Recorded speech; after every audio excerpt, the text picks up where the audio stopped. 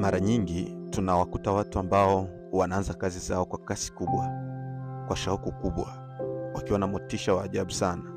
Lakini baada ya miezi miwili au mwezi mmoja utawaona nguvu imeisha. Baada ya miaka mitatu unawaona wamepotea kabisa. Swali kubwa ambalo ni la kujiuliza ni kwa nini watu wanashindwa kuendeleza kitu kile kile kila mara? Wanashindwa kufanya jambo moja kwa muda mrefu. Kwa nini? Na suluhisho inaweza kuwa ni ipi kwa ajili ya tatizo hili? Ikiwa wewe ulijikuta huko kwenye tatizo hili, unashindwa kufanya jambo moja kwa wakati mrefu, umeshajiwekea malengo, umeshajiwekea kabisa mwelekeo, unasema baada ya miaka 5 mimi nitakuwa mtu wa aina fulani, lakini ukajikuta ya kwamba umeshindwa, ninakukaribisha katika kipindi hiki cha Daily Wisdom Series, ambapo unaweza ukapata hekima ya kila siku na ambapo unaweza ukapata mafundisho yanayoweza kusaidia kujiendeleza kimwili na kiroho ili kufikia mafanikio yako makuu, ukazifuate ndoto zako na ukafikia kwenye kilele cha mafanikio. Karibu. Uwezo wa kufanya jambo kila mara. Ni jambo la kawaida kuwaona watu wakishindwa kuendelea kufanya kitu kila mara. Lakini pia unagundua ya kwamba watafiti katika jambo hili wanasema ya kwamba kipaji peke yake hakiwezi kufanya ukafaulu. Mwendelezo wa vitendo unaweza kukufanikisha.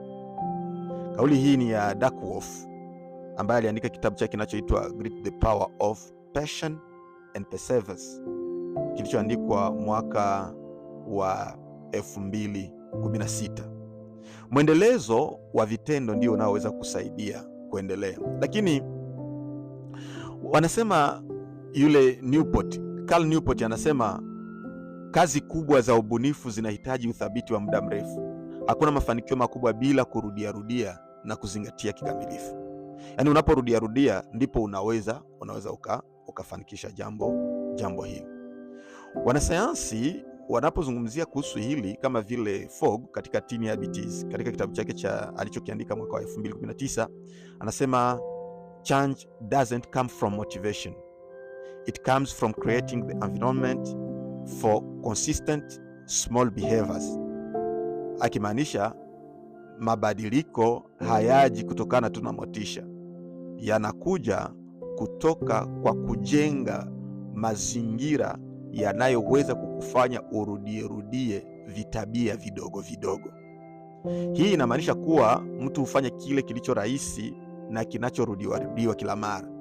Na sababu za kukosa huo uthabiti wa kurudia, yani tukijiuliza ni kwa nini mtu anashindwa kufanya jambo moja kwa muda mrefu. Kitu cha kwanza ni kule kutegemea motisha badala ya mfumo. Utasema mwalimu, sijakuelewa. Kutegemea motisha badala ya mfumo maana yake nini?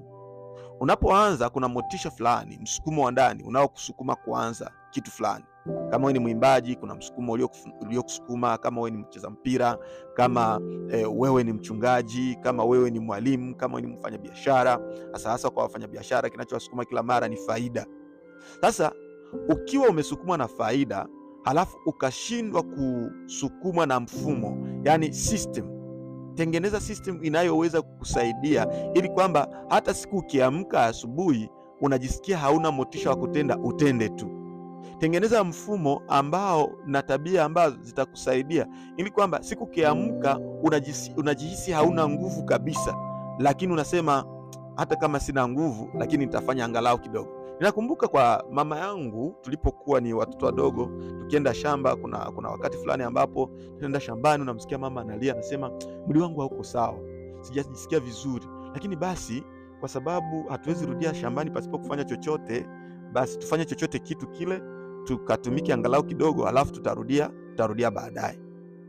Tunaingia shambani. Tukishaingia shambani ndio mwendo wa kulima umeenda sasa. Tunalima mpaka tunaweza kujiuliza, mbona huyu alisema kwamba hana nguvu, lakini mbona anaendelea tena? Sio motisha uliomsukuma peke yake, lakini ana mfumo. Anajua ya kwamba akifanya anafanya kwa mwendelezo, sio kazi ya kuisha leo. Na kuna wakati mwingine tulikuwa tunafanya anatumika, alafu akitumika anatumika tu kidogo, na baada ya kile kidogo anasema kuliko turudi nyumbani pasipo kufanya chochote, angalau tumefanya chochote kitu, tunaweza tukarudi sasa. Yaani usisukumwe na motisha, sukumwa na mfumo. Tengeneza wako mfumo wa tabia utakao kusaidia. Kitu cha pili kinachofanya watu washindwe kuendelea ni kukosa nidhamu ndogo za kila siku, discipline ya kila siku. Unajua, nilikuwa namfuata mchungaji anaitwa Paul Semba. Nafurahi sana kwa neno dogo ambalo alilisema, lakini ambalo lina matokeo makubwa sana kwenye ubongo wa watu ikiwa watafikiri. Alikuwa akizungumzia kuhusu kuamkia katika kufanya kazi. Anapozungumzia kwenye somo lake la kwa nini Wakristo wanakufa wakiwa maskini, anasema ya kwamba alipogusia nukta fulani kwa ajili ya kuamkia asubuhi, akikemea uvivu, anasema hakuna mtu atakaye kufa kwa sababu aliamkia. Nilipenda sana msema huu, hakuna naye kufa kwa sababu ya kuamkia. Na akasema wakati ambapo ubongo wako unautawala mwili, ndio wakati ambapo unaweza ukawa na nidhamu inayoweza kukufanya uamkie hata kama haujihisi vizuri. Lakini kwa sababu unajua nisipoamkia nitakufa na umaskini, basi nitaamkia kwa sababu hakuna anayeweza kufa kwa sababu aliamkia. Sasa ukiamkia asubuhi na mapema huwezi kufariki, ndo anasema utaamkia, na ukiamkia ile asubuhi na mapema sana utafanya kazi zako na Kwa hiyo jenga nidhamu ndogo ndogo za kila siku zinazoweza kukusaidia. Kuna nafasi ambazo hustahili kwenda, kuna vitu ambavyo hustahili kuvisema, kuna nafasi ambako haustahili kwenda, vile vyote vile. Kuna chakula ambazo haustahili kula, kuna kazi ambazo hustahili kuzifanya kwa sababu ya kuchunga ile ndoto yako kubwa ili uifikishe tamati. Kitu cha tatu kinachofanya watu washindwe kufanya jambo kila mara ni kufanya makubwa mara moja na wakachoka. Unatumika leo alafu unachukua jukumu kubwa sana mno, alafu baada ya kuchukua lile jukumu kubwa sana mno unajikuta ya kwamba kesho huna tena uwezo wa kufanya nini? Huna tena uwezo wa kuamkia ile asubuhi ili upate kufanya tena. Kwa hiyo usitumike kikubwa leo ili ushindwe kurudia tena kesho. Kwa hivyo cha kufanya tutakiona baadaye, ila kuna sababu nyingine, nayo ni sababu ya 4 inayofanya kwamba watu wanashindwa kufanya jambo kwa muda mrefu: kutojua sababu kubwa ya kufanya. Usipojua kufanya kile kinachokufanya ufanye, kile kinachokufanya ufanye ndivyo kile kinachokufanya ufanye, yaani sababu ya wewe kufanya kile unachokifanya. Kama wewe ni mwimbaji, kwa nini unaimba? Kama wewe ni mcheza mpira, kwa nini unacheza mpira? Kama wewe ni mpiga kinanda, kwa nini unapiga kinanda? Kama wewe ni mfanya biashara, kwa nini unafanya biashara? Kama wewe ni mchungaji, kwa nini wewe ni mchungaji? Kama wewe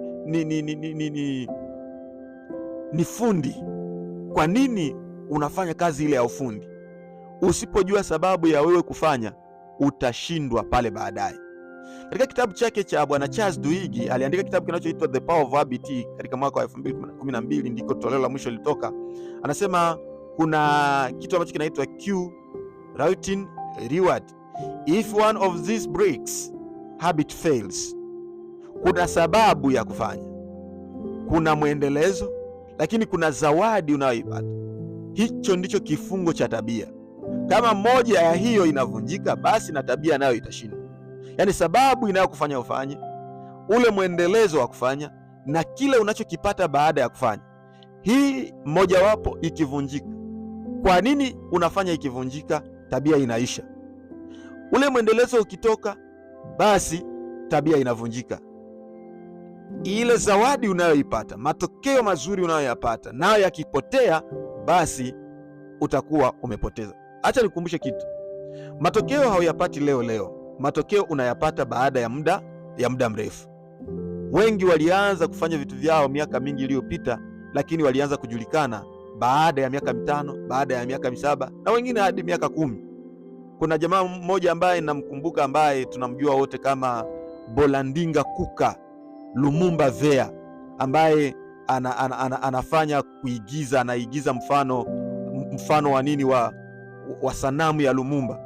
Huyu jamaa alianza kazi yake katika mwaka wa 2013 akiwa ni mshabiki wa timu kubwa ya Vita Club kutoka Kinshasa nchini Kongo.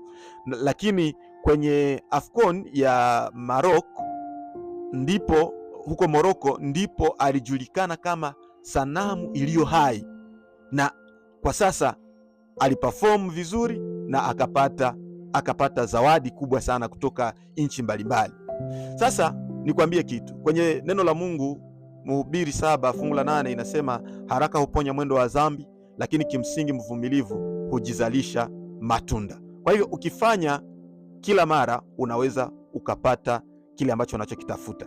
Lakini kwa haraka haraka nikupatie tabia ambazo au vitu ambavyo unaweza kuvifanya ili kwamba ujikute unafanya jambo kila mara. Kitu cha kwanza, geuza kazi kuwa utambulisho. Usiseme ninajaribu kufanya. Sema mimi ni mwalimu wa kizazi hiki. Kwa mfano, mimi ni mwalimu wa kizazi changu. Mimi ni mtu anayesapoti kila asubuhi na jioni. Nitatenda ili kusapoti. Mimi ni mfanyabiashara mkubwa, mfanyabiashara wa kimataifa. Nitatenda biashara zangu, nitazifanya asubuhi na jioni. Mchana nitafanya, jioni nitafanya, asubuhi nitafanya. Hivyo ujitambulishe. Ukijitambulisha hivyo, ubongo wako utajua ya kwamba usipofanya unavunja ule utambulisho wako. Kitu cha pili, tengeneza mfumo wa kurudia. Weka system, uweke saa maalum, uepuke kuacha kwa sababu ya hisia. Useme leo nimechoka, sijui leo sina motisha kweli, leo hali ya hewa ni mbaya. Fanya angalau chochote kitu, weka muda. Kama ni asubuhi, weka saa, ukaweke saa 1 hadi saa 3 nitafanya hiki. Weka saa 2 hadi saa 5 nitafanya hiki. Saa 12 hadi saa 2 usiku nitafanya hiki. Na inasemekana kwamba katika utimizwaji wa malengo ya kwamba kitu ambacho ulikiwekea, ukaweka lengo, ukasema muda utakaolifanya, ukaweka na wakati na vile utakavyovitumia, lina umuhimu mkubwa na nafasi au bahati kubwa ya kufanikiwa kuliko lile ambalo uliweka tu pasipo kuweka vile vitu ambavyo nilivitaji. Kitu cha tatu, anza kidogo lakini hakikisha kuna uthabiti. Kuliko kufanya vikubwa sana kwa siku moja, fanya vidogo vidogo kila siku. Kitu cha 4 ambacho utakachokifanya, ujue sababu yako kubwa ya kufanya. Simon Sinek alifanya kitabu chake kinachosema Start with Why. Akasema ya kwamba uanze na kile ambacho unajua ni nini kinachokufanya ufanye. Akasema people don't buy what you do, they buy why you do it. Watu hawanunue kile ambacho unachokifanya, wananunua ni namna gani unavyokifanya. Kwa hiyo zile njia 4 zinaweza zikakusaidia, lakini usisahau ya kwamba kufanya jambo kila mara ndiko kunako kufanya ujitengeneze kila siku. Labda tu angalie tu wale wanaofanya mazoezi ya misuli na kunyanyua vyuma. Ukiwaangalia vizuri, utaweza kupendelea upate mwili kama wao, ila mwili wao huo utagundua ya kuwa unafanywa hivyo namna ulivyo, unaboreshwa namna ulivyoboreka ni baada ya muda mrefu. Haupati misuli na six pack kwa kunyanyua vyuma kwa siku moja. Hapana, unapata six pack na mfumo bora wa mwili au muonekano mzuri wa mwili baada ya kunyanyua kila siku. Sasa usijaribu kuacha. Usiwe miongoni mwa wale watu wanaoanza leo alafu kesho wanaacha, kesho kutwa wameacha. Nimekupa siri ambazo zitakusaidia, na siri ya mwisho ndiyo hii: mtegemee Mungu, uwe mtu wa maombi. Kwa sababu umefika hapa, ndiyo maana nimekuambia hili. Tegemea Mungu, uwe mtu wa maombi, ukamwombe ili kwamba akupandishe, akakuinue ili uende kwenye kizazi kilicho cha mafanikio. Usisahau kusubscribe, kulike na kushare ili uwe wa kwanza kupata masomo yetu. See you. Lakini jifunze.